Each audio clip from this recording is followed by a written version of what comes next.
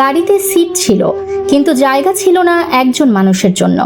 ভাবুন তো, একটি গাড়ির ভেতরে একের পর এক খালি আসন, তবুও সেই আসনগুলোর একটিতেও বসার সুযোগ পাননি একজন গৃহকর্মী।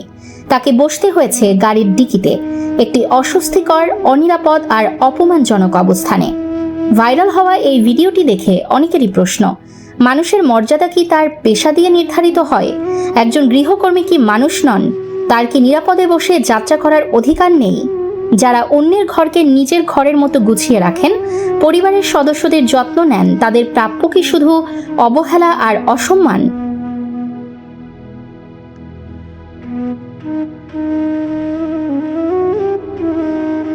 ভিডিওটি সামাজিক যোগাযোগ মাধ্যমে ছড়িয়ে পড়তেই ক্ষোভে ফেটে পড়েছেন অসংখ্য মানুষ। অনেকেই বলছেন, একজন মানুষের পরিচয় তার কাজ নয়, তার পরিচয় সে একজন মানুষ, আর একজন মানুষ হিসেবে সম্মান, নিরাপত্তা ও মর্যাদা পাওয়া তার মৌলিক অধিকার। এই দৃশ্য আমাদের সামনে একটি গুরুত্বপূর্ণ প্রশ্ন রেখে যায়। আমরা কি সত্যিই মানুষকে মানুষ হিসেবে সম্মান করতে শিখেছি, নাকি আজও পেশা আর শ্রেণীভেদে ভাগ করে দেখি মানবিকতার মূল্য? কারণ খালি ছিল শুধু গাড়ির সিট নয়, খালি ছিল কিছু মানুষের বিবেকও।